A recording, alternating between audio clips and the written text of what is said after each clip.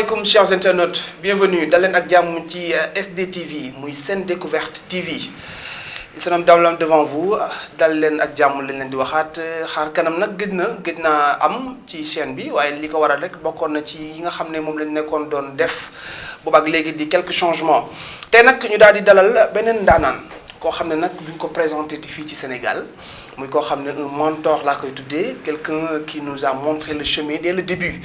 Il est animateur petit de talent naam talent sax ñun ñii ci la ñu sàcc jël muy un monsieur très humble voilà que modeste il se nomme tout simplement DJ Cool grand DJ Cool maa ngi lay nuyu. maa ngi lay fay Dame Lam. maa ko njëkk a defal ITV moom Cool nee na ma damaa xamul nu ma lay def rek waaye naa ko accepté ñu bàyyi la nga nuyoog suñu mbokk internet yi lay seetaan.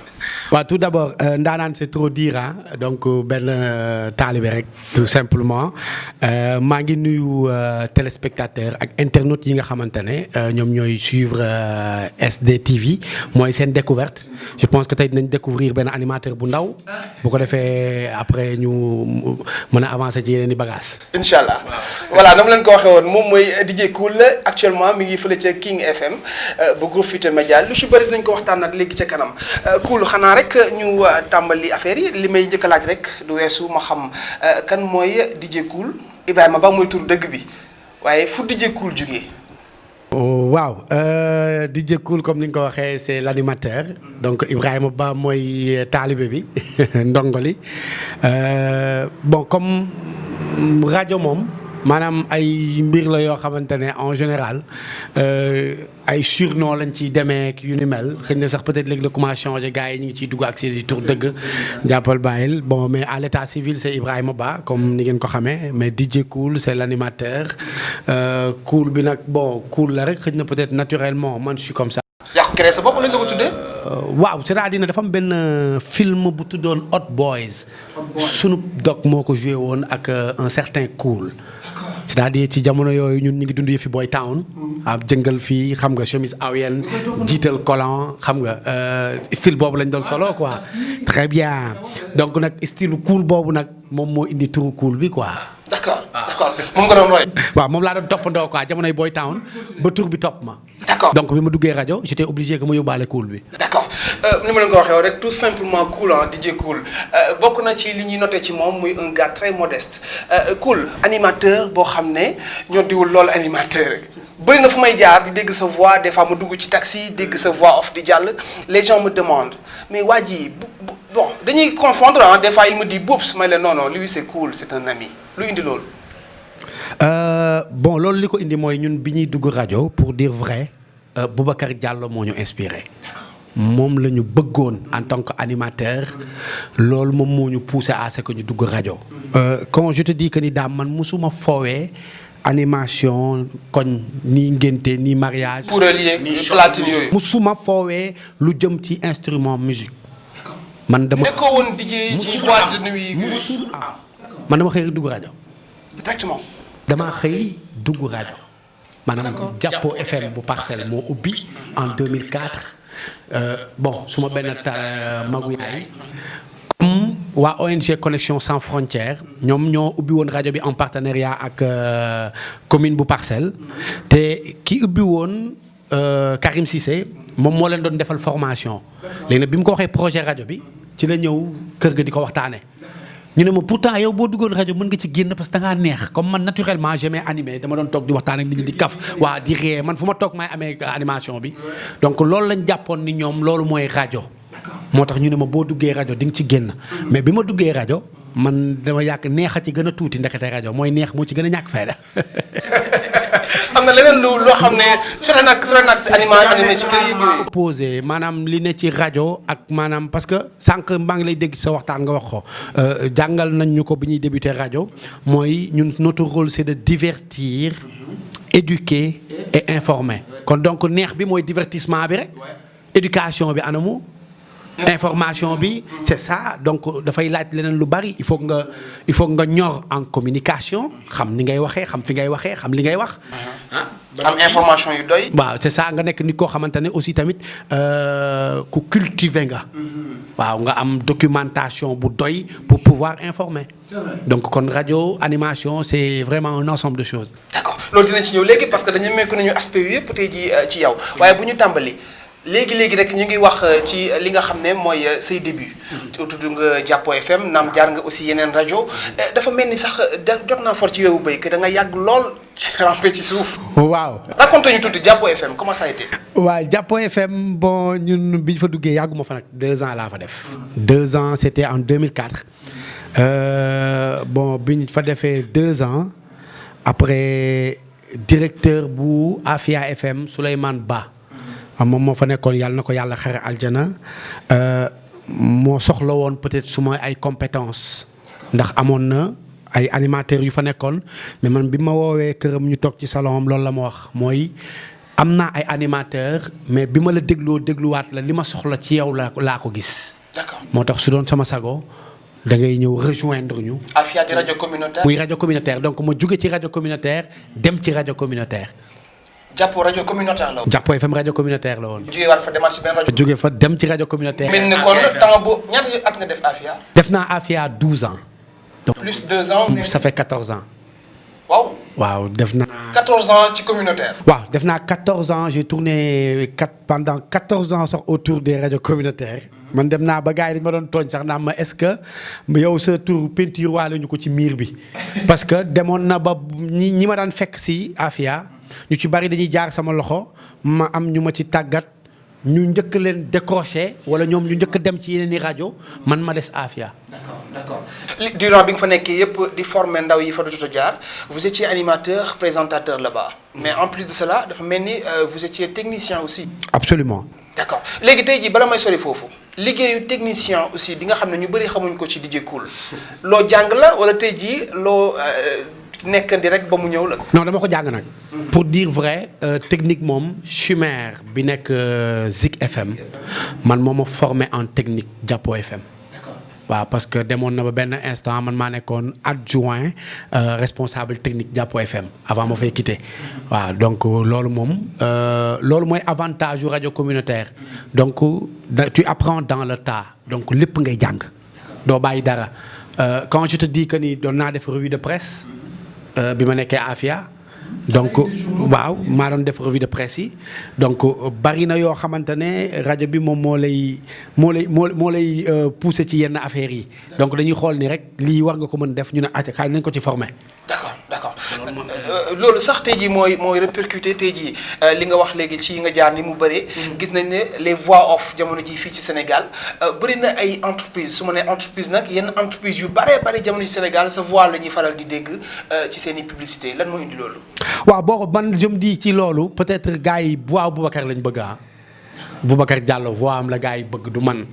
waaw parce que côté boobu moom j'ai la même voix que Boubacar donc bu ko gars yi sollicité ci yenn affaires yi en général buñ ko mënul am ci man la ñuy rabattre donc jeunesse bi tamit jeunes artistes yi ku ci mën di produire en live wala ngay def benn spectacle da ngay préférer suma voix parce que xëy na mënuñu jot ci Boubacar mais côté boobu aussi itam dama ci am fierté parce que Boubacar tout au début comme ni ma la ko waxee woon moo tax ñu dugg ci rajo.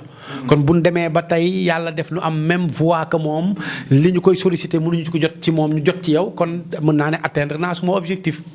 waaw donc loolu la moo tax voix yi nag bari comme Boubacar moom voix dominante bi moo ko yor. waaw quoi boo fi bëggee jaay dara il faut nga am voix Boubacar Diallo. soo amul voix Boubacar Diallo nag nga rabaatu ci DJ Cool Rakam. nga rabaatu ci DJ Cool Rakam muy kàddu yi am solo Boubacar Diallo un grand monsieur qu'on salue de passage yéen a ngi suivre ci SDTV muy seen découverte xar kanam nekk nag ab émission boo xam ne day fekki célébrité bi ak ci li mu mën a yëngu rek ñu dévoiler li nga xam ne mu làq woon te ñenn ñi jotuñu ko xam du n'importe qui nag bu ngeen toppee émission bi bañ ko tàmbaleeg léegi du n'importe qui la ñuy jël dinaa leen yàggul dara am na animateur ak animatrice yu bari yu fi jaar tey nag ki ñu jël c'est la première fois nee na ma may def ITV ndax te dama xamul rek nu ma lay def muy DJ Cool jot ngeen dégg li ñu jot a waxtaan way leen di abonné suñu chaîne bi waaye aussi bu leen fàtte activer la cloche de notification ngir suñu yeneen émission bu duggee nga koy mën a yëg. Cool fi ñu jàll nag daanaka daf lay xaw a concerné bu baax a baax muy tey jii métier animation am na lu muy laaj am na lu muy bañ. man Dame Lam peut-être maa ngi ciy soog a dugg lan nga may conseiller yow mi ci def plus de 14 ans booba ak tey. waaw bari na lu muy laaj mais la muy tere moo ko gën a bari. waaw moo tax du métier boo xamante ne ñëpp ñoo ko mën a def.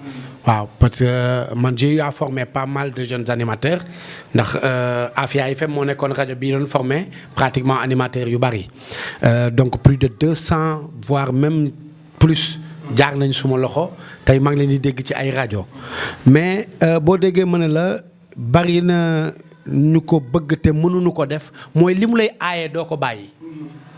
parce que man bi may jàng animation Jàppo FM ndeysaan ndem si yàlla Omar Diaw nekkoon RTS moom moo doonoon suñu directeur. daf ñu doon wax un animateur doit rester derrière le micro pas devant le micro. loolu lu muy signifie. maanaam animateur bi je pense que voix am la ñu gën a intéressé wu ko jëmmam tey mën nga nekk rajo di animer pendant plus de 20 ans te nit ñi duñ la xam. man c'est mon cas am naa ay auditeurs yoo xam ne def nañ plus de 10 ans xamuñu ma.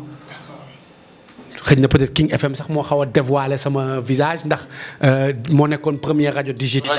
donc loolu moom moo ma feeñal mais man j'ai fait presque plus de 14 ans def naa léegi 17 ans de rajo.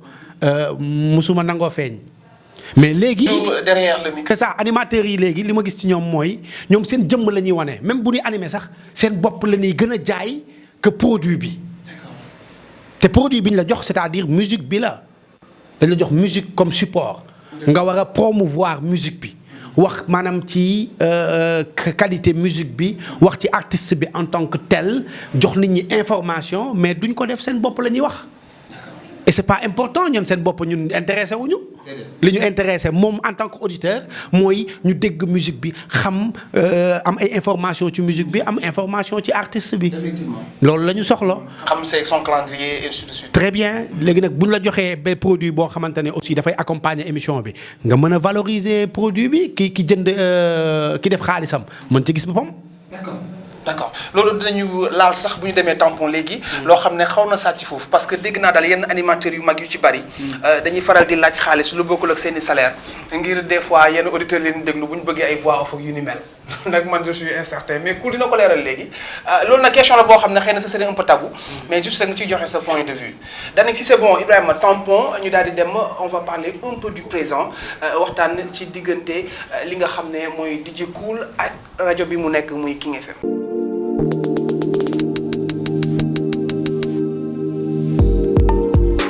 way leen di ànd ak ñun ci SDTV yéen a ngi suivre Xar Kanam tey nag ñu dalal DJ Cool DJ Cool sama xarit nga nag waaye gars yi nee nañu yéen animateurs yu mag yi des fois vous demandez de l'argent aux auditeurs pour mën leen defal ay publicité ak ñoom seen c'est-à-dire bu ñu waxee loolu mooy jotewul dara ak tey ji King FM mais nee nañu yenn animateurs yi pour ñu defal publicité faaw mu fay leen. publicité maanaam comprendre ma quoi. publicité bokk na ci voix off bokk na ci def vidéo ngir place bi mu yore wala entreprise am ak yu ni mel. mais loolu je pense que hors structure bi lay doon. hors structure oui effectivement. ah non boo xasee génn structure bi libre nga yaa moom sa bopp. dëgg neex yàlla. non contrat tënku leen est-ce que ngeen bañ a def beneen publicité wala ngeen di feeñ feneen furul ci télé bi. non peut-être xëj na ay feeñ ak yooyu gars yi mën na am ñu ko nangu mën ñu ko bañ mais. pour ay voix off parce que man tey yaa ngi ma fekk sama studio man lii mooy suma liggéey bu ma nekkul rajo fii laay xëy bu ma nekkul fii peut-être maa ngi ci yeneen liggéey. aménagé fii pour les voix off seulement. waaw voix off yi nag xam nga problème mooy bi ma koy def maa ngi woon Afia FM studio boobu laa ko doon defee donc ma quitté fa. dem King FM donc mënatuma dem Afia di fa continuer di enregistrer te dama bëgg aussi itam indépendance su heure bu ma bëggee enregistrer ma enregistrer ba man fii du ma fi enregistrer rek fii laay préparer su may émission fii laay enregistrer fii laay defee yu bari waaw donc dafa am yeneen liggéey yoo xamante ne maa ngi koy liggéey yu bokkul ak rajo aussi. mais grand ça paye hein on dirait. waaw alhamdulilah ñu ngi sant parce que seul le travail paye. man c'est-à-dire loolu mooy sama philosophie képp ku liggéey di nga fayeeku. d'accord avant muy taxaw métti woon déjà ngay soxla di enregistrer des voix surtout bi ngay soog a rejoindre King FM donc il a fallu nga investir ci lii tey jii pour mën fi enregistrer say voix. waaw comme on le dit tout début est difficile donc boo amee foo doon enregistrer ba amatuloo ko peut-être il faut nga jéem a trouver ay moyens pour mën a enregistrer parce que enregistrement yi tamit mooy waxuma mooy tax nga lekk wala nga naan mais dafa bokk ci maanaam li lay suqali te nag. ku ne xam na ni nag ak fi jamono toll daam àdduna bi boo fi nekkee Baye Fall te yënguwoo di nga mere ku la deful dara de. effectivement il faut nga yëngu. introduire naa ku la xam lool d'ailleurs sax vidéo bi mu def dinañu introduire suñu troisième et dernière partie. am na lu ma jot a mosal nag loo xam ne jot naa koo seetaan nee na ma daam yaa ngi nar a dalal koo xam ne suma xarit la non seulement waaye dama koo xam démb ma xam ci lu mu jaar moom sax am na habitude di wax naan nothing. une vaine. waaw mooy maanaam. kooku xam na ma coono du réer. coono du réer voilà loolu la ma wax ne ma nag yaa ngi dalal koo xam ne vraiment mënuma sax exprimer wu li nga xam ne ni mu gëmee boppam mënuma ko sax expliquer tellement dama fekkee lu bari ci démbam ci mu jaar. waaw c'est-à-dire gëm sa bopp moom daam c'est-à-dire nit warul xaar ñu koy jàngal. wala ñu koy wax na gëm boppam man pour man loolu nit waru ko xaar c'est-à-dire nit ki boo xamee sa bopp war nga mën a gëm sa bopp. dëgg la. saa boo gisee milieu bi peut-être man yu bari duma ko mën ci milieu bi mooy dafa am ci yeneen yu ma nekk yoo xamante ne peut-être moom moo may empêcher pour ma bañ a def yenn yu bari. parce que man avant rajo j'ai été jëwriñ de daayira dama daan jiite ay kuréel di dëbbee ay xasida bu ñu paree ma waxtaan ci Serigne Touba. donc man awma droit génn ci mbedd mi di def yu matadi. yoo xamante ne après ñooñu nga xam ne ci milieu boobu lañ ma xam dañ may xeeb. dëgg la. te yàlla may na ma li tax ma am indépendance ci li may liggéey. mooy defuma yu ñàkk fayda wala ma def yu wayadi yoo xamante ne su ma bëggee dem ci beneen wàll wi. damay rus. loolu moom moo tax yu bari franchement man dama koy éviter. da nga koy éviter. dama koy éviter. lan nga ñu mën a bon rapidement nga limal ñu xam nañ ne jaar nga plus de vingtaine de travail mais quelques travail yenn liggéey yi nga xam ne jot nga ci jaar avant rajo. liggéey bi ma njëkk def moom mooy faux plafond. staffeur. waaw man je suis staffeur de métier. waaw dëgg neex yàlla liggéey naa ci bërëb yu bari ba ci kër xayma sëñ Abdou Khader Mbacke bi nekk Bagdad. au temps de Serigne Modou taawu Serigne Abdou Khader. man maa ko liggéey. donc commerce. waaw donc bi commerce bi. li ma ci dugal mooy bi ma duggee rajo man mënuma ñaan. man mënuma tàllal sama loxo di wax may ma mënuma toog ci rajo di tagg nit wala may def loo xamante ne pour. ak yéen animateurs yi mag yi lu leen di waxal mooy sax may mbayaan. waaw ku ci ne libre nga ci mais man mënuma ko personnellement parce que yareewuñu ma noonu xëj na. léegi nag il a fallu que comme rajo communautaire tu travailles en bénévole. kenn du la fay weer bu dee. non. donc dama doon jël sama saak dem Tilleen su ma demee jënd fa ay parfum yu bari. ay valeur u 25000 30000. dugg ko sama saak su ma animé ba noppi après ma dugg ci biir kër yi dugg ci biir mbedd mi dem jaayi. loolu moom dugal ci commerce non mënul yomb parce que ba ngay wàcc midi saa yi dugg dem jaayi ba ay 18h 19h pour mën a am loo yóbbu sa kër. ok mën a am loo passé xëy dem liggéey parce que lii suñu passion la ñun ñoo ko bëgg. d'accord donc mënuloo wékku ci luñ lay may loolu sax góor sax waru ko nangu. non góor warul wékku ci luñ koy may. d'accord da ngay ku lay may da lay fekk ci li nga ne. mu dolli la mais waroo toog di xaar pour ñu may la quand même. loolu jur après ñu gis que ay jamono jëlee ci ginnaaw di jékkul créé fi agence de com ubbiwaat fi boutique ba tey muy ubbiwaat studio bon mais man dama gëstu daam bàyyi li ngay def. voilà mooy li ngay wax rek coono ji réerul bàyyi li ngay def daam c'est-à-dire problème bi mooy que ni man liggéey laa gëm wax nga ko léegi nothing in vain mooy coono du réer. donc puisque liggéey moom moo ñuy may.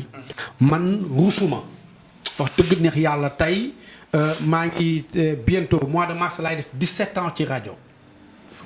mois de mars laay def 17 ans ci rajo ba tey jii man génnewuma jombalewuma sama bopp uti table dem fii marché Gueule Tapée teg ko fa di jaay géej ak yeneen yu ni mel pour gagner ma vie. comment ça. maanaam rusuma loolu. non vous êtes un star. non du ma star léegi non man du ma star. daam man sama boutique Meloman shop. maa fa nekkoon di jaayal suma bopp. di jaay ay jean di jaay ay yére ay jaay ay dàll dama daan xëy dem boutique ba jaay ba 18h wala 17h ma taal suma oto dem King FM liggéey d'accord. su ma wàccee delluwaat boutique ba wala ma wàcc dem studio. lu def loolu ci yow ñoo di woo affaire star yooyu. non daam xoolal c'est la rajo star. parce que tey boo toogee wala waxatuñ la waxatoo wala nga toog waneetuñ la. mais gars yi duñ la faale. c'est vrai dañuy waxante dëgg. Covid bi jaar na fi. gars yi toog nañu noppi. am na lu ñu jàngal waaye man depuis 8 mois waxuma rajo. mais yëguma ko. depuis 8 mois waxuma rajo. et pourtant maa ngi publicité. maa ngi dem chantier di liggéey dama yor ay bâtiment di liggéey en tant qu'entrepreneur. su ma xëyee fii def li may def ba noppi damay dem taal sama oto dem chantier. dem superviser sama bâtiment régler li may régler après génn ñëwaat studio wala ma dem doxi samay activité. d'accord. donc liggéey rek. dernier conseil bi nga may jox tey jii étant animateur bu ndaw lan nga may dénk ci ma war a li ma war a doxalee. non animateur bu ndaw sax amul. c'est-à-dire man yooyu dama koy bañ sax. ñun ñu am talent yu ndaw ay animateur bu ndaw ak ay jeune talent man damay bañ yooyu. c'est-à-dire talent moom da nga koy am rek wala nga bañ ko am. xëy na peut-être kii woowee comme animateur bu ndaw mooy xëy na kii doog a tàmbali wala yàgg gu ci. d'accord tey mën nga yàgg ci rajo te doo doon animateur bu mag. parce que maanaam defuloo. gëstuwoo jàngoo yëf yi ki ay li animateur bu li tax ñuy woowee di animateur bu mag defoo ko. je boo suis ko deful d'accord kon doo animateur bu mag. waaw daam laam mën na mujj ci rajo mais yow daam bi ngay côtoyer ay média di bëgg ay affaire rajo yàgg na. yow saa bu ñu mësaan daje soirée wala programme wala fenn mbiri média rek la ñuy waxtaanee. mais day doon mel ni taalibe bu doon ou bien élève bu doon def si profam pour mu introduire. li ma leen di dolli man mosal loolu internet yi bu jëloon micro pour annoncer kii bi artiste bi j'étais derrière et je tendais la main pour mu passe le micro ne serait-ce que wax 3 mots et puis sama soirée neex na après. c'est-à-dire li ma leen di dolli rek mooy ngeen gën a patient. waaw maanaam bañ a yàkkamti parce que ndar xëyul sotti. te booy li ma gis léegi mooy booy bëgg nañu commencer tey suba ñu dawal oto. bëgg a commencer tey tailleur bu ne ñu dem fa. jéem bëgg sañse boutique bu ne ñu dugg fa. kër gu ne ñu dem fa pour ut lu ñu leen may. c'est-à-dire yu matadi yu wayadi yoo xamante ne. ça dalay xeeblu. gis nga toog ci rajo bi rek jàpp nit war na sóoraale ëllëg bu ko yàlla mayee. dëgg la mu mën a dox avec la tête haute. c'est-à-dire mu am na yu wayadi yoo xam ne soo ko defee tey boo amee même boo amee xaalis. mais doo diñ. grand man ci pourquoi dama yàlla bon maa ngi jégalu pour bu fekkee am na ñeneen ñu ko gisee neneen. tout le temps damay tudd DJ Boubs. parce que dafa nekk maanaam l'exemple qu'il faut. koo xamante ne maanaam doone zéro faute parce que nul n'est parfait. mais Boubacar c'est maanaam c'est l'homme qu'il faut pour mooy suñu seetu. c'est vrai Bouba tey fu ko neex jaar. Bouba tey fu mu dugg da nga koy naw. mais pourquoi pas ñu bàyyi xel ci moom. pourquoi pas ñu roy ko parce que dafa defar yoonam. deful yu matadi deful yu wayadi deful yoo xamante ne selon vous lan moo tax lu ko may loolu jàng la wala soit. non du jàng xam nga peut-être yariñ ci la bokk aussi. parce que parfois say parents dinañ la yar ci fulla. parce que dañ lay yar judd bu rëy ndey bàyyi mais fulla ak fayda borom dañ lay yar ci jom. dañ lay yar ci xiif. gore ñàkk gore. c'est-à-dire yooyu bu ñu la ci yaree dara du la fëkk. dëgg la. loolu rek mooy affaire bi. am na solo grand. nit ki da nga jéem a fexe ba tout le temps même bu ñu la dee sédd ci gaalu xaj bu ci lekk. yow concentré wu ci sa sujet. après li ci des ñu bàyyi ko yàlla. c'est très important loolu nga xam ne moom la ñu DJ Cool di wax léegi dañuy attaquer suñu 3e et dernière partie waaye loolu sax vidéo bu ma leen diggoon léegi seetaan leen ko léegi ñu daal di dellu si waat suñu plateau. salaamaaleykum gars yi tey nag ki ngeen invité sama xarit la DJ Cool ku ne xam nañ nag moom mooy l'ami des artistes rawatina man mi nga xamante ni man ak moom mën naa ne avant dara di xew man ak moom la woon donc Parcelles nag fii lañ ko xamee donc muy xoslu nag jaar na rajo bu ne ci àdduna jaar na fu ne avant fii am na feneen ak feneen fu mu jaaroon tey nag la sax mën naa ne ko nit ñi xam. mën ko découvrir tey mu nekk tey King FM waaye yàlla def na ni que dafa yàgg liggéeyal musique sénégalaise yàgg jàppale les artistes surtout nag les jeunes artistes yi nga xamante ni ñoom la doorandoo mën naa ni donc mu nekk nit ku baax nag xol bi dara néew ci wax dëgg yàlla mën naa ni tey ñun moo ñu accompagne ci lu bare parce que dañoo doorandoo jógandoo donc tey buñ ko invité vraiment nag daf may neex lool tey wax ci moom jarul sonné téléphone baa ngi sonné ndax da koy seede ndax Cool dafa baax ñëpp xam nañ loolu bopp la kon dundal ba doyal lu nit di waxal Sénégal na la waxal ne am nga talent mën nga li ngay def te xëccoowuloo bokkuloo ci concurrence bi loolu nit ñi xam nañ ko Cool bokkul ci concurrence yoonam newul ci ay ku mën ku ñàkk a mën waaye ku ne xam na ni que xosloom may na ko lii tey mën liggéey may na ko lii tey donc tey ku ko seede ku ne ci àdduna boo demoon ci benn artiste aussi dalay wax la même chose que ni Cool ku baax la te kenn mësu ko dégg ci wax te du ko def ku baax liggéey jàppale madame accompagner rek les artistes ci voix am ndax ku ne xam ne ni voix boo fi dégg publicité majeure partie bi moom moo ko def ñu ko ñaanal yàlla nag te nag def ko kenn ndax xaalis ndax daf ko def te yàlla tax képp koo xam te ne ànd ak yow ci ngor man xam naa ci lu leer nañ ndax sama xarit la DJ Cool dundal ba doyal tey mënuma ko ñàkk seede loolu ndax suñu xarit la nag demal beneen artiste lii la lay wax ci moom jërëjëf Cool. un grand artiste donc mu mel ne yàgg na ak suma waa ji DJ Cool li nga seetaanee élément ba pare. waaw moom bi muy tàmbali daanaka ñoo tàmbali ndoo parce que ñun bi ñuy def jàppoo ngeen dëkkoon. ci la génnee woon singalam bu njëkk muy morceau jàmm. ci la ko génnee woon ba pare yàlla def ñu dëkkoon benn koñ aussi tamit. ok waaw sunu kër yi daanaka ñaari kër moo doxoon diggante yi. waaw xam nga Demba donc nekk koo xamante ne par carrière am yëpp daanaka dañ ko àndandoo ah. waaw carrière am yëpp dañ ko àndandoo. yéen a dëkkoon il paraît benn koñ. waaw benn koñ ñoo dëkkoon benn koñ fii unité 7 ah. waaw dem ba pare amul lu mu daan def dama ko yëg ah. buy dugg studio dama ko yëg programme dañ na ko ba voix off Demba Guissé lu muy def ci àdduna. man maa koy publicité. parce que c'est Sorano la ba léegi dañuy gis ne yaay nekk ci kaw scène bi yaa koy. lu muy def maa ko. te doo ñëw comme animateur mais da nga ñëw comme organisateur. waaw parce que xam nga maanaam yàlla daf ma boole ak artistes yi. ma koy sante yàlla ñoom ñëpp ñu doon suma xarit. man lii xaw ma ndax jafe na wala jafewul mais am yàlla dimbal na ma am unanimité ci artistes yi. d'accord aw ma xaaj ak seen. du ma gënale ma sàmba wala ma dem ba ku ci ne ubbil naa la sama bopp ba boo nekkee ak man di nga yaakaar ni ma mel ak yow rek laa ko mel. donc loolu yàlla def na ko suma digganteeg ñoom ay ñoom dem ba ñooñu c'est des frères ay frères lañ dañ dem ba nekkatuñu ay affaire de animateur ak waykat. mais ay frères lañ parce que ba ci sunu ay vie privée dañ koy waxtaanee.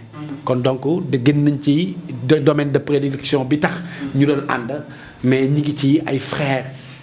maanaam ay mbokk lañu léegi ku ci nekk ci loo ne sa morom da ci jàpp. ndeysaan am na solo donc mi ngi noonu moom moo ñu defal suñu élément ñu koy nuyu au passage ainsi que toute la famille di nuyu aussi sa sœur Pendo sama jigéen voilà donc mi ngi noonu Cool dañuy dem rek suñu dernière partie daanaka boo xoolee nag actualité lay ëmb waaye nag tey si ñaari aspect lañ koy viser bi ci njëkk mooy mbëkk mi ñenn ñi naan ko immigration clandestine c'est-à-dire Cool ñu dem droit au but musuma gis ku ne je suis pour naam nag dem nañ ba insérer boole ci léegi waajur yi ñu ne ñooy encourager seen doom yi ba jàggul dara jàpp nañ fi koo xam ne doomam lu yóbbaale woon. su ci xajoo dinaa leen may benn anecdote pour wan la ni loolu yàgg na fi parce que li ma lay wax nii c'était en 2006. Ah bon? may def benn émission bu tudd Cokkaas rajo Afia FM les samedis et les dimanches ci guddi minuit 2h du matin période boobu la ma Penda Seck je pense fekk na ñu génnee wayu Barça genre way yooyu daal temps yu xew waaw xewoon na quoi ma thématiser immigration clandestine am benn waay bu ma woo ne ma yéen saa yi yéen animateurs yi da ngeen di toog fi ngeen toog yëgu leen liy metti ci nit ñi bu weer dee ñu fay leen ngeen toog ay kilim wër leen ngeen ne di wax di classe nit ñi affaire ma ne ko non sëñ bi ñun classe ñu kenn fi may expliquer rek waaj saaga ma ndey waaye sa nangam taan rek saaga ma coupé wu ma ko ma ne ko waaye déet waaye sëñ bi waaye mu ne ma waaye defal noonu sa coupé bi mu coupé auditrice bi njëkk a woote di naqarlu loolu moo jur sama doom yi nekk sama kër. mooy sa soxna. waaw. c'était en 2006. et da nga doon yow thématiser rek. dama doon thématiser. keroog soxna si auditeur bi njëkk auditrice sax ba autant pour moi bi njëkk a woote di ma xamal ni moom yàgg na ma déglu mais musul woote rajo donc keroog moo nekkoon wooteem bu njëkk muy naqarlu li waa ji def métti ko donc kooku noonu la ñu xamante non du actuel madame Ba sax parce que man soxna si ma yàlla njëkk dénk dafa gaañu ku ma lay wax nii dafa gaañu moo jur suma doom yu mag yi donc bokkul ak soxna si may denc nii léegi quoi waaw donc affaire immigration clandestine yàgg na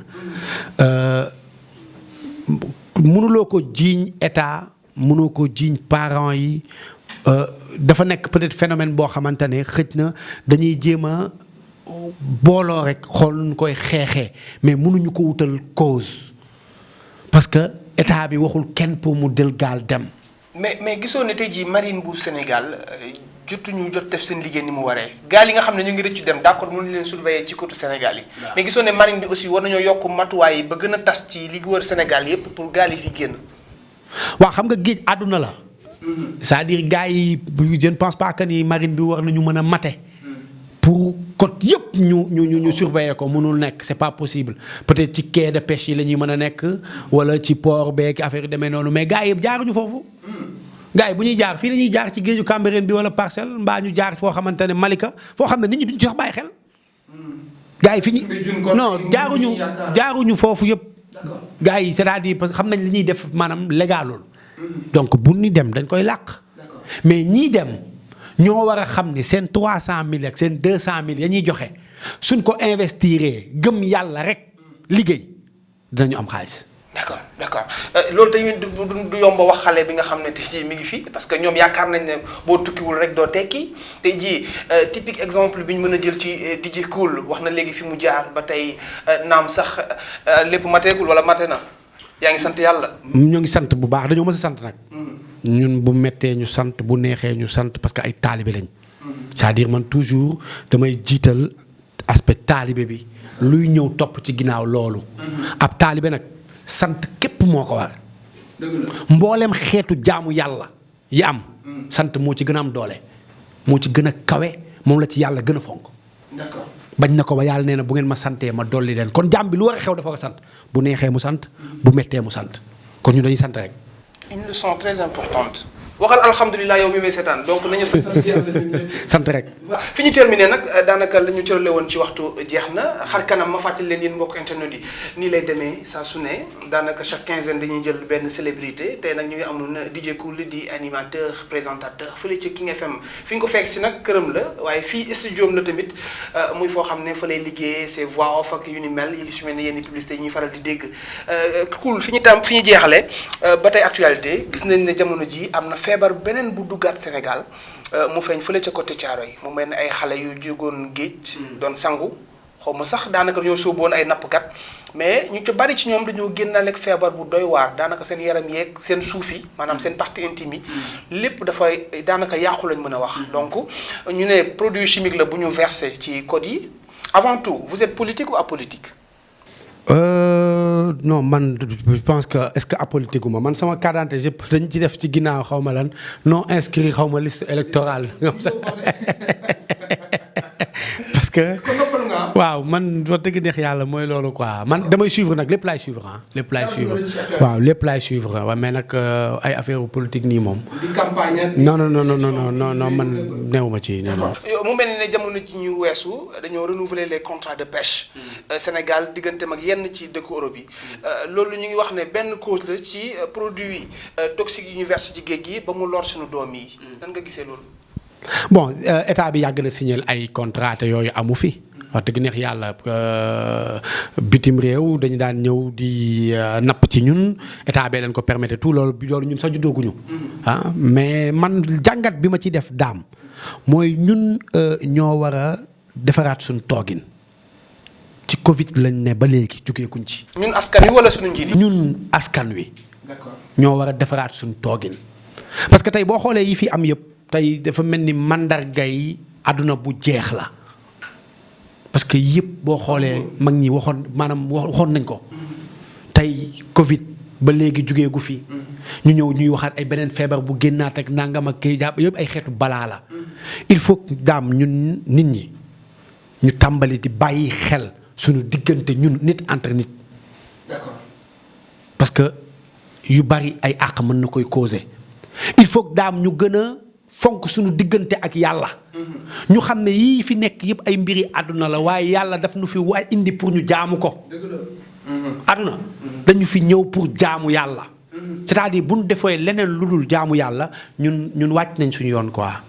donc yii am nii yëpp man je pense que bu nu gënee respecté waat suñu jaamu yàlla ba noppi sàmm suñu diggante entre nit ak nit. yàlla mën nañu defal tawfiix yii am yëpp du am. am na solo. am na solo la ñu jëlee woon ci waxtu jeex na donc xanaa rek gërëm bu baax a baax suñu mbokk internet yi ñu doon bàyyi xel ci SDTV laataa ñuy tàggoo nag rek dañuy jox moom DJ Cool kontaan nag la ñuy def. man maa la gën a kontaan yaatu remercier la aussi ci ganale gi ak dalal gi ñu bàyyi la nga tàggatoo ak suñu mbokk internet yi. non man maa leen gën a kontaan waa SDTV seen découverte donc. rëccuuma lu ma doon nangoo interview. muy une première fois. waaw man dama ragal c'est-à-dire dama ragal mooy bugguma wax waxu jàmbur. wala ma wax mbir ñu interpréter ko neneen parce que yàlla def na aw ma noonu. bu ma amee noonu dina sonn de parce que xaw ma ko comme amoon noonu nag doo wutal sa bopp noonu. loolu moo tax te xar kanam émission bu am importance la tey képp ku may déglu nga doon hésiter pour def ko nangul nga def ko parce que du wax waxu jàmbur. yow lay wax en tant que tel sa bopp nag loo ci wax yow la engagé. mi ngi noonu kon ñu ngi leen di sant di leen gërëm caméraman yi techniciens yi monteurs yi daam présentateur bi di la ñaanal nag nga yokk ba yëg ko donc gën a redoubler d'effort rek. incha allah ba pare gën a dal bañ a yàkkamte rek. lépp day ñëw bu soobee yàlla. jugul ci loolu moom DJ Cool nii la dëkkee ak man que de bons conseils chaque jour ñu koy gërëm bu baax a baax moom DJ Cool di gërëm bu baax a baax les techniciens caméraman ba ci les monteurs Danik Almami le directeur de production waaye aussi Ibrahima ak sunu jigéen Aïcha merci beaucoup à notre cher directeur Ousmane. jàmm ak jàmm gars yi très bientôt lañ leen di wax incha allah seen beneen numéro jaajëf.